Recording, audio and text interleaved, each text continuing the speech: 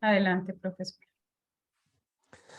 Es un gusto saludarte, bienvenida, bienvenido a este ciclo de charlas, alimentación basada en plantas, alimentación para el futuro, que es un esfuerzo conjunto entre Alimentando el Mañana, el Grupo de Investigación en Ética de la Universidad de Antioquia, el Instituto de Filosofía y el Instituto Latinoamericano de Estudios Críticos Animales, un ejercicio de reflexión, de invitación al pensamiento crítico, de invitación a la transformación de la forma en que vivimos y habitamos en este planeta.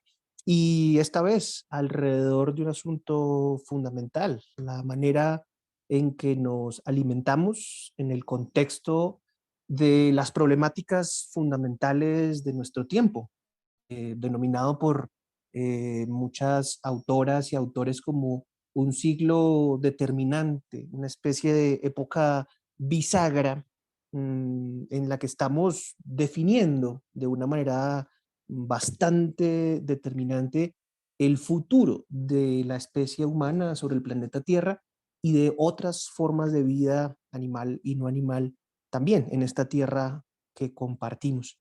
Es un gusto poder compartir este espacio con cada uno de ustedes y espero que algunas de las reflexiones e ideas que por aquí podamos compartir puedan ser útiles en la vida personal de cada uno de ustedes, que es fundamentalmente uno de los objetivos claves de este tipo de ejercicios.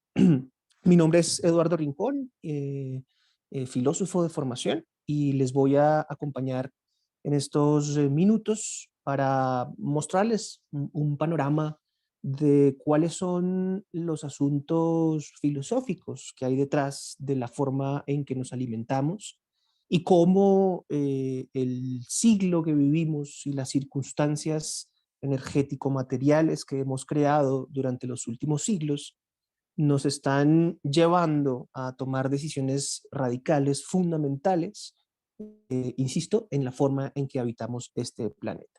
Quisiera empezar mostrando un poco de manera muy rápida, muy panorámica, el escenario actual en el que nos encontramos, una especie como de diagnóstico socioecológico de nuestro tiempo, eh, para dar cuenta de los escenarios en los que nos encontramos.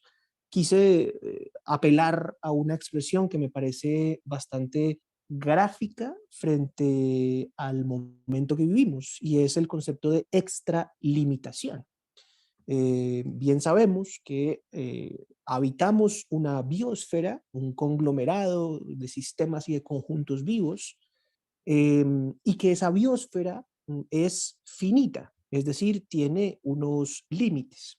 El tipo de actividades industriales a nivel colectivo, pero también obviamente la forma en que cada uno de nosotros vive, consume y produce, ha generado un escenario de extralimitación, es decir, la forma en que vivimos, consumimos y producimos, tanto a nivel personal como a nivel colectivo, ha sobrepasado esos límites biosféricos del planeta, generando y exacerbando, radicalizando unos escenarios de degradación ecológica tremendamente preocupantes que ponen, para utilizar una expresión coloquial, ponen en jaque la sostenibilidad del planeta Tierra.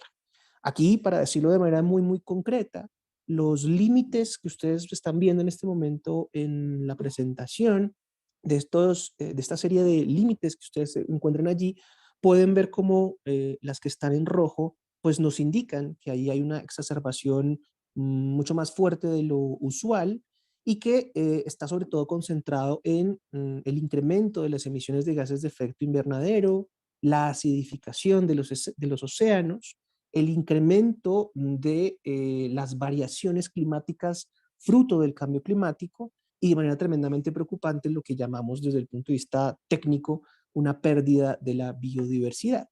Eso sumado, digamos, a otros elementos que ustedes están viendo allí en la presentación, que poco a poco han venido incrementándose y que, insisto, definen la situación de nuestro tiempo.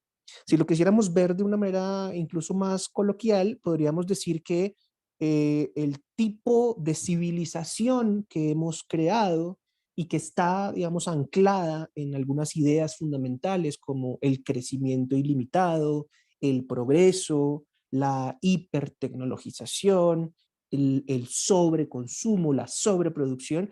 Ese tipo de civilización que hemos creado con esas características está entrando en un escenario de crisis tremendamente fuerte, trayendo como consecuencia pues la muerte en general de muchas, miles y miles de millones de formas de vida, tanto humana como no humana, y como lo decía hace un par de minutos, generando un escenario de degradación ecosistémica que a la larga, por supuesto, tiene un impacto en todas las formas de vida. Por lo tanto, siempre va a ser necesario, a pesar de lo duro y de lo complicado de la noticia, saber muy bien en dónde estamos. Estamos en un escenario crítico, tremendamente crítico, que nos obliga desde el punto de vista de nuestras acciones éticas y políticas a replantear de manera radical la forma en que habitamos este planeta.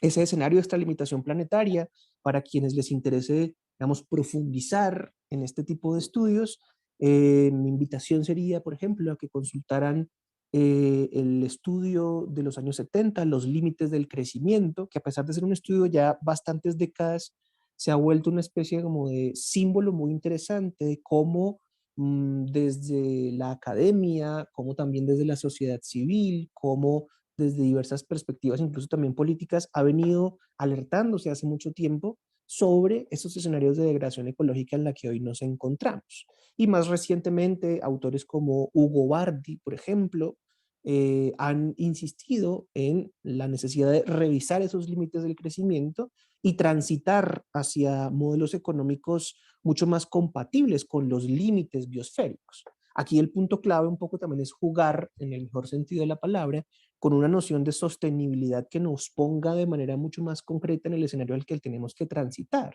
La sostenibilidad ecológica, en un sentido fuerte, sería la posibilidad de mantener un proceso a lo largo del tiempo sin poner en riesgo las bases que sostienen ese proceso mismo.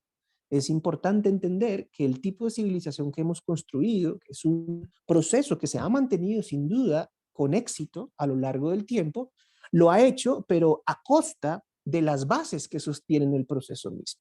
Y la base, para decirlo de manera muy contundente, la base que sostiene cualquier proceso humano es, por supuesto, la salud de la tierra, la salud ecosistémica. Y eso es lo que estamos poniendo en riesgo. Eso es lo que estamos poniendo en jaque. De allí que el diagnóstico que podemos arrojar, o del que podemos extraer mejor, es que al encontrarnos en un escenario de extralimitación planetaria, nos encontramos en un escenario de insostenibilidad radical, porque el proceso civilizatorio que estamos llevando a cabo, el tipo de sociedad y de cultura que hemos construido hegemónicamente, lo hemos hecho poniendo en riesgo la base que sostiene la vida. Así que ahí tenemos, digamos, como el escenario fuerte, complejo, duro, pero es la realidad a la que tenemos que enfrentar. En ese contexto, tenemos entonces que entender que alimentarse es definitivamente un acto ético y un acto político, entendiendo lo político como una ética de lo colectivo y entendiendo lo ético desde un punto de vista teórico como un escenario de pensamiento crítico sobre la manera en que actuamos moralmente. Vamos a entender entonces la ética como un escenario de reflexión y de pensamiento crítico que nos ayuda a evaluar nuestros comportamientos morales, nuestros comportamientos cotidianos, la forma en que nos relacionamos con todo lo vivo y a partir de ahí verificar si esos actos prácticos y esas acciones cotidianas corresponden o no a las circunstancias de nuestro tiempo. Por eso es un acto ético-político, porque cada vez que nuestro plato está servido, eh, influyen muchísimos escenarios, muchísimas interacciones, muchísimas dependencias, muchísimas relaciones con todo lo vivo que no están aisladas, sino que justamente están interconectadas.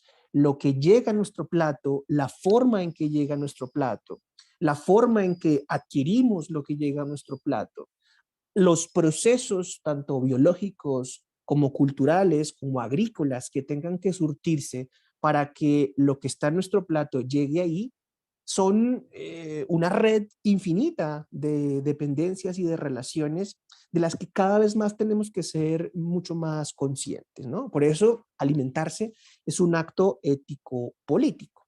Y en ese contexto, entendiendo que alimentarse es un acto ético-político y que ese acto ético-político está necesariamente inmerso dentro de esa situación de extralimitación en la que nos encontramos, pues necesariamente vamos a tener que replantear entonces algún tipo de sabiduría, es decir, algún tipo de saber práctico, algún tipo de saber transformador de la vida propia que nos reubique en esa situación de extralimitación. Por supuesto, la tarea primordial como sociedades complejas, diversas que somos, es lograr que nuestra civilización reencaje, se readapte a los ciclos de la naturaleza, que se readapte a los límites biosféricos y deje de traspasarlos. Eso implicaría, sin duda, escenarios muy contundentes de disminución radical, por ejemplo, de las emisiones de gases de efecto invernadero. Y eso, fíjense que uno lo ve a nivel macro, ¿no? Y por supuesto allí entran en juego políticas públicas, políticas económicas, trabajos colaborativos entre gremios de la producción, entre movimientos políticos, entre movimientos ciudadanos de base. Si uno lo mira con profundidad, estamos hablando, por supuesto, de un elemento macro, ¿no? Del que muchas veces incluso sentimos que no tenemos demasiado poder o muy poca injerencia en poder movilizar ese tipo de cambios macro que necesitamos. Sin duda, ese es un trabajo que hay que seguir haciendo y desde muchos colectivos sociales, desde muchos movimientos comunitarios, desde muchos movimientos barriales, desde muchos movimientos ciudadanos, en todo el sentido de la palabra, cada vez más vienen gestándose transformaciones de mediano y de largo alcance. Y eso es fundamental. Solo que simultáneamente con esas transformaciones macro, tenemos que atender a lo micro. Y en este caso, lo micro somos nosotros mismos. Por lo tanto, y por eso hablamos de sabidurías. Y aquí estamos hablando en sentido fuerte el tipo de preguntas que nos hacemos en tanto individuos, en el contexto del planeta que habitamos, y el tipo de transformaciones de la vida interna que tendríamos, en las que tendríamos que trabajar para que redunden en acciones prácticas radicalmente diferentes. La forma en que vivimos, consumimos y producimos hoy es altamente insostenible. Necesitamos transitar hacia otros modos de vida, consumo y producción. Pero simultáneamente, o mejor incluso, como condición de posibilidad para ello, como detonante para ello, necesitamos una transformación de la vida interna. Entender y tratar de comprender el mundo de maneras diferentes. Para ello, a mí me gusta mucho un enfoque de una filósofa norteamericana, es una filósofa budista que se llama Joanna Macy, se las recomiendo también. Si quieren buscar en YouTube, encuentran algunas de sus conferencias. Si quieren leer sus libros, el último libro que ella sacó se llama, y que está disponible en español, se llama Esperanza Activa. Pueden encontrar mucha información relacionada con Joanna Macy, pero me interesa específicamente este ejercicio de transformación de la vida interna que ella nos propone, y es la posibilidad de, ante el escenario crítico, desde el punto de vista climático, desde el punto de vista macro que vivimos, tenemos que hacer un esfuerzo por trabajar aquello que está a la mano, ¿no? Lo decía hace un instante, muchas veces vemos de manera demasiado alejada, sin injerencia posible, esos grandes cambios macro que necesitamos. Y aunque tenemos que seguir trabajando en ello, aún siendo altamente complejo y difícil, pues simultáneamente tenemos que trabajar con aquello que está más cerca a nosotros mismos. Y eso que está más cerca a nosotros mismos somos nosotros mismos en el sentido pleno de la palabra.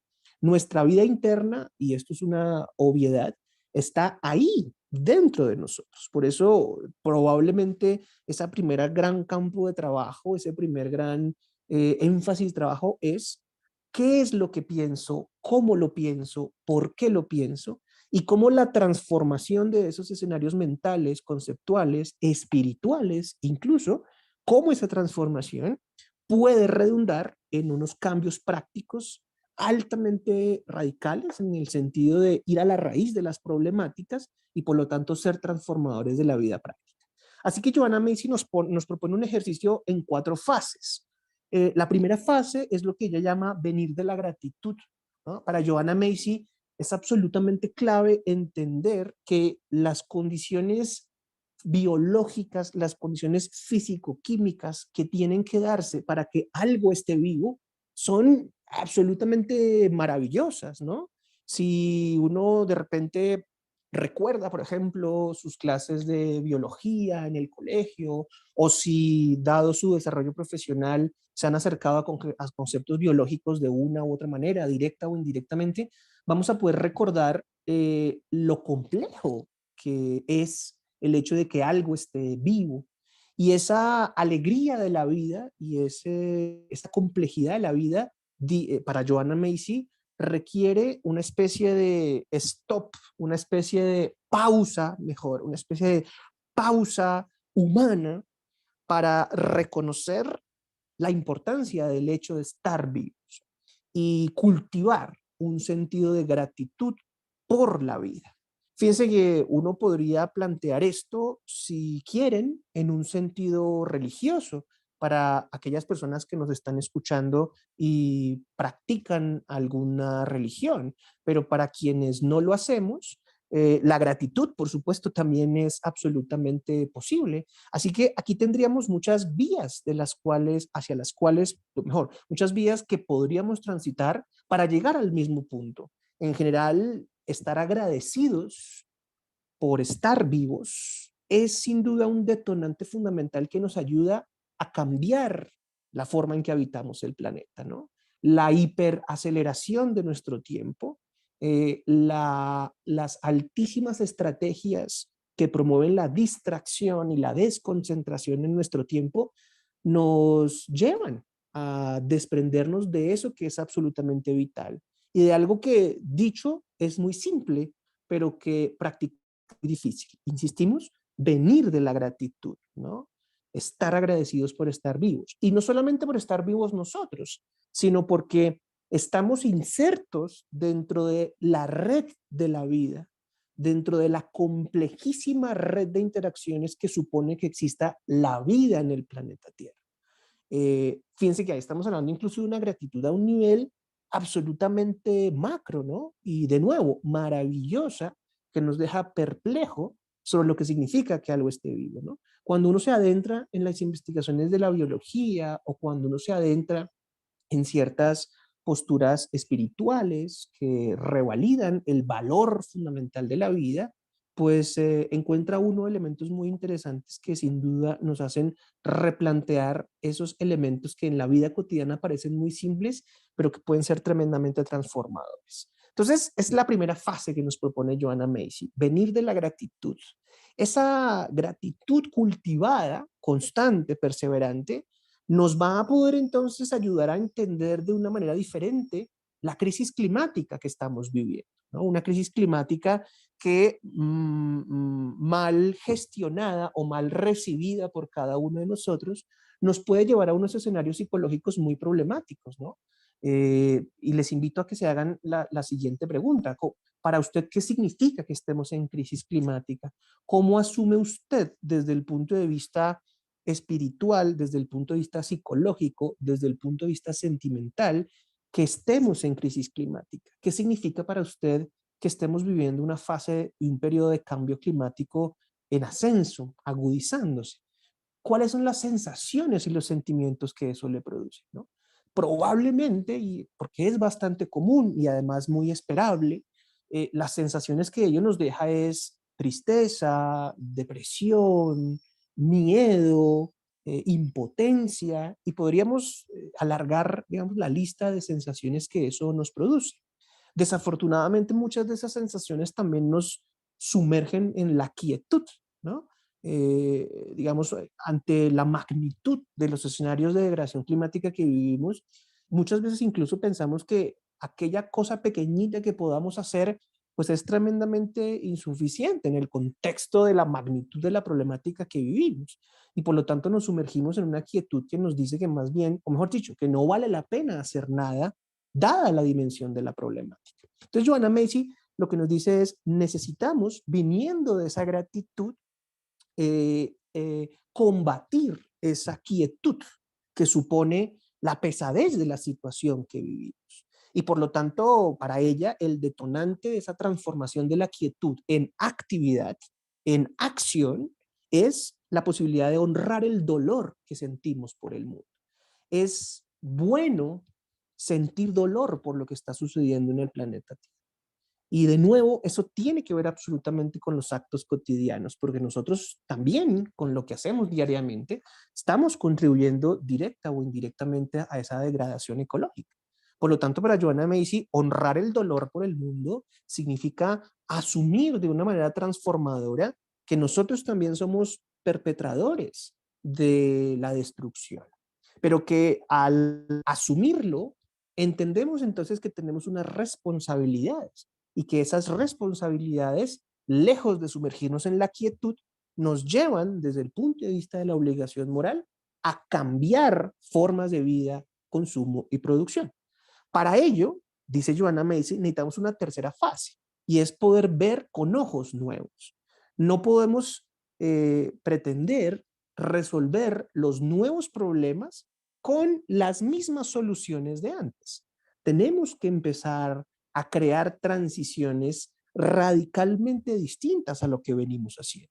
Lo decíamos al inicio, el escenario de extralimitación planetaria está generado por el tipo de civilización y el tipo de cultura que hemos construido alrededor de nuestra relación con la alimentación, alrededor de nuestra relación con la tierra, alrededor de nuestra relación con los demás animales. Por lo tanto, tendríamos que empezar a ver con ojos nuevos lo que significa ser humano en el contexto de la tierra. Nosotros hemos generado una civilización y un tipo de cultura basado en la dominación, una idea egocéntrica que nos permite pensar que los seres humanos somos el culmen de todo lo vivo y que todo aquello que no sea humano está al servicio de lo humano, tanto el conglomerado de lo que llamamos planeta Tierra como de manera individual los demás animales con los que compartimos precisamente este espacio planetario. Pensamos que al ser dominantes, ellos están para nuestro servicio y que su única función es existir para lo humano, que la animalidad en el sentido fuerte de la palabra está al servicio de la humanidad, por ejemplo, y que en general la tierra es un conglomerado de recursos que podemos extraer con facilidad, cada vez más con más agilidad técnica, sin ninguna contemplación de los efectos ecosistémicos que ello pueda generar. Una vez empezamos a ver con ojos nuevos la idea de que no dominamos ni a la tierra ni a los animales, sino que por el contrario dependemos del conglomerado de la vida para seguir viviendo, pues entonces la cuarta fase, que es ponernos en camino, echar a andar, actuar con criterio, pues obviamente será tremendamente transformador, porque ya no vamos a entender a los animales y a los demás seres vivos como esclavos o como subsidiarios de la forma de vida humana, sino que nos vamos a entender en un sentido relacional. Y ahí probablemente está, digamos, el gran cambio fundamental. Pasar de escenarios que nos ponen a los seres humanos como dominantes a reelaborar la definición de lo humano y reinsertarlo dentro del conglomerado de la vida. En realidad somos seres relacionales, no seres dominantes. Y precisamente para ver con ojos nuevos, necesitamos entonces comprender dos cosas fundamentales. Dos cosas, permítanme la metáfora, dos lentes nuevas para ver la Tierra. Y la primera lente es entender que la Tierra es un organismo vivo. Digamos que la noción tradicional, la noción clásica de nuestro paradigma occidental es que la Tierra es una especie de roca volcánica sobre la cual se dio la vida bien sea desde el punto de vista creacionista, por ejemplo, a través de alguna intervención divina, o bien sea desde el punto de vista evolucionista a través de un proceso natural. Pero en cualquiera de los dos casos, digamos, el paradigma hegemónico o la forma de comprensión hegemónica nos muestra que la Tierra, insisto, es una especie de roca volcánica donde se da la vida. No obstante, a partir de los años 70 en el mundo occidental, porque digamos que en otras, en otras cosmovisiones o en otros paradigmas orientales o incluso ancestrales de aquí, de nuestra América colonizada, pues la idea de que la Tierra esté viva es algo que hace parte de sus culturas.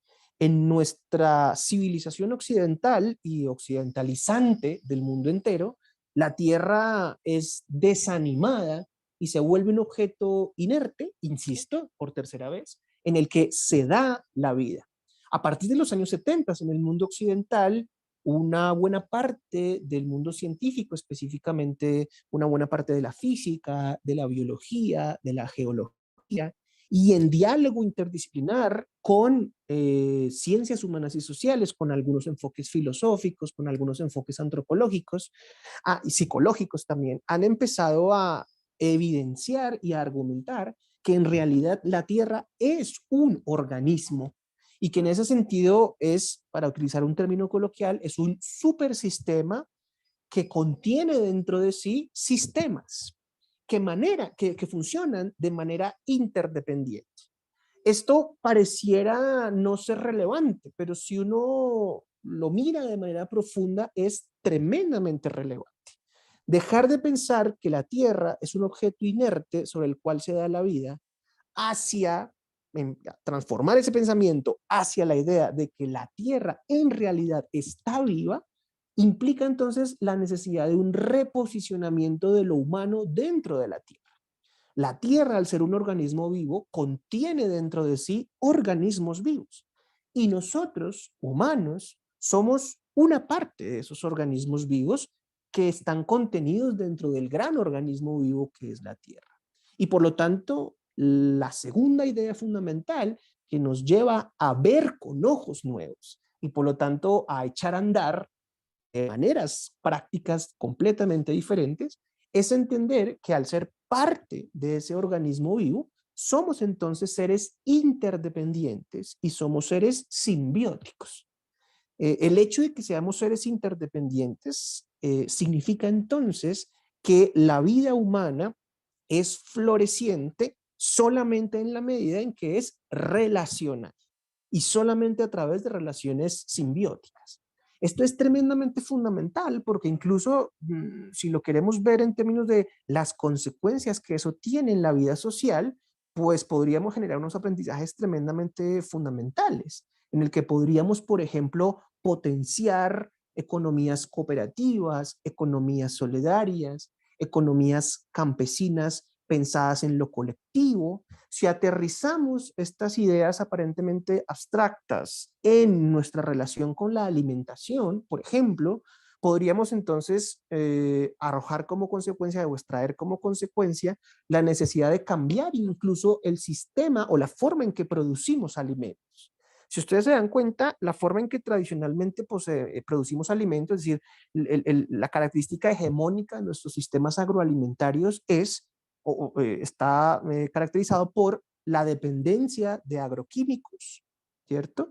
Generando, por supuesto, unas, digamos, consecuencias desde el punto de vista económico, en lo que tiene que ver con el costo de la producción y el costo al consumidor final, y por supuesto, unos escenarios de degradación ecológica tremendamente fuertes, contaminación de los acuíferos, degradación de los suelos, incremento de las problemáticas de la salud humana por el consumo de químicos en general.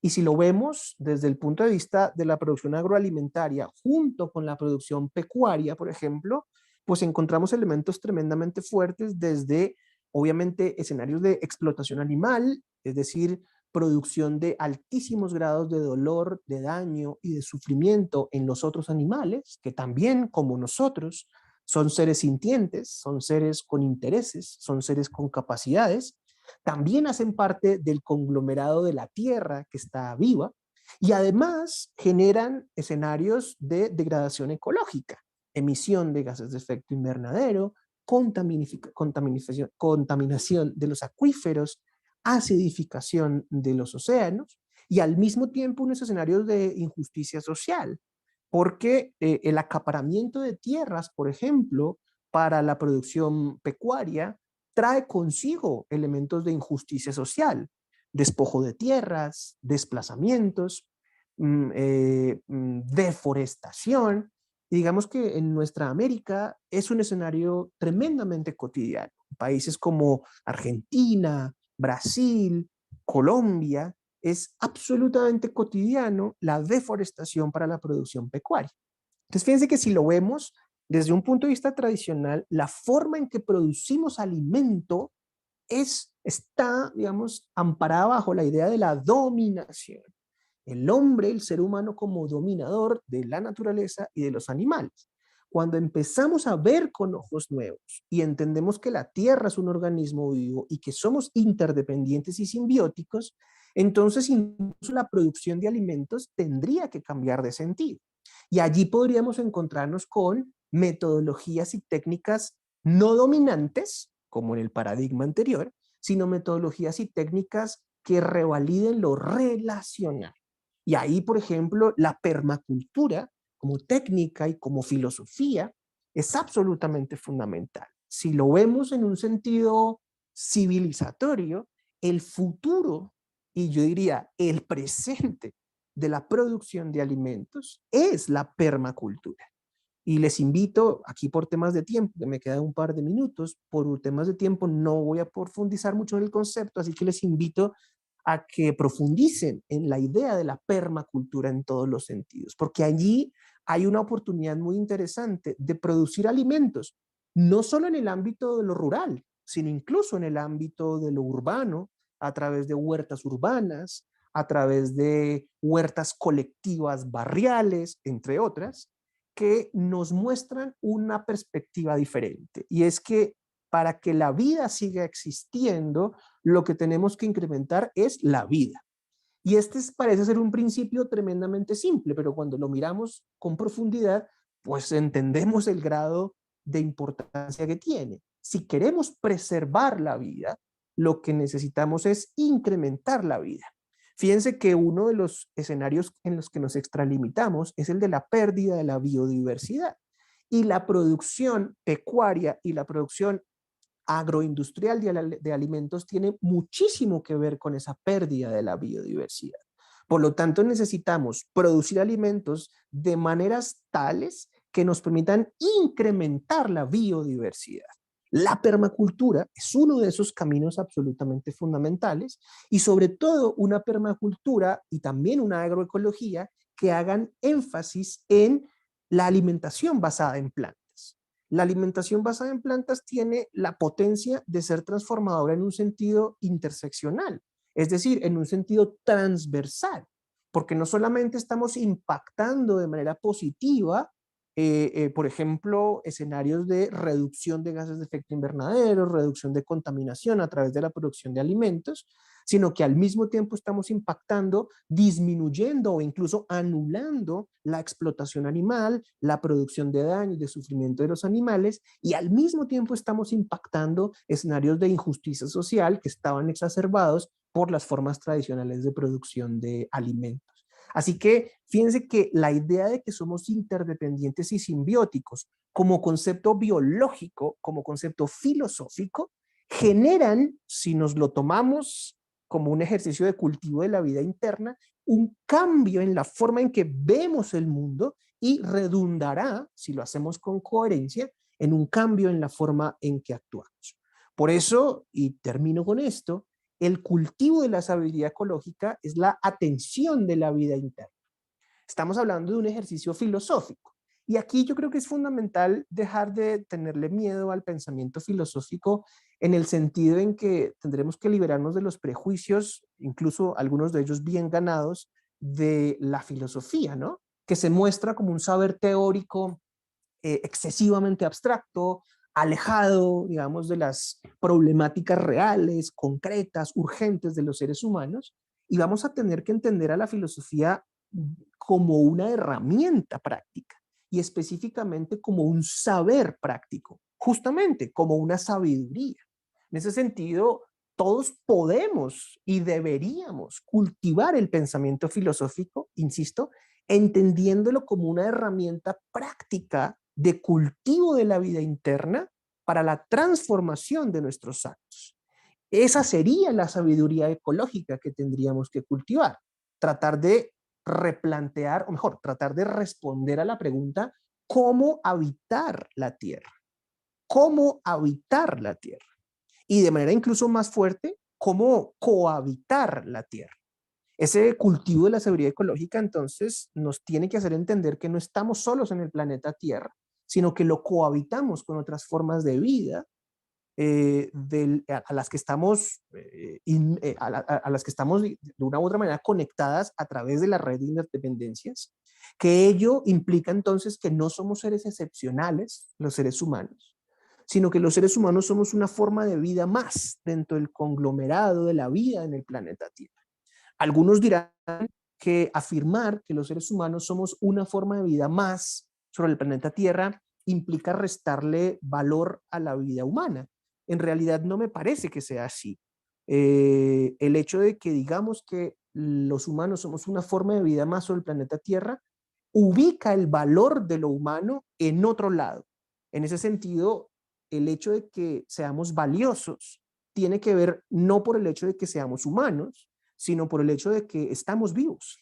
Los seres humanos somos tremendamente valiosos, pero no por el hecho de ser seres humanos, sino por el hecho de estar vivos y de estar insertos en el conglomerado, en la trama de la vida que es este planeta Tierra. Ver de esa manera nos lleva en un ejercicio de coherencia, en una necesidad de pasar del dicho al hecho, como diríamos coloquialmente, de reajustar nuestras formas de vida, de producción y de consumo. Y ese reajuste implica actuar interseccionalmente, como les decía, transversalmente. Para mí es clave entender, comprender y utilizar como lente para cada una de nuestras acciones prácticas que detrás de toda forma de daño ecológico hay al mismo tiempo escenarios de explotación animal y hay al mismo tiempo escenarios de injusticia social. Por lo tanto, la lucha contra la degradación planetaria, la lucha contra la explotación animal, la lucha contra la injusticia social están tremendamente emparentadas, están tremendamente relacionadas. Finalmente, somos seres relacionales. Lo que necesitamos son lentes nuevos, sabidurías ecológicas nuevas que nos permitan comprender ese escenario interseccional y por lo tanto plantear el tipo de soluciones, el tipo de alternativas, el tipo de transiciones que necesitamos tanto a nivel personal como a nivel colectivo, para generar nuevas posibilidades hacia el futuro. Les agradezco mucho la atención. Un gran abrazo.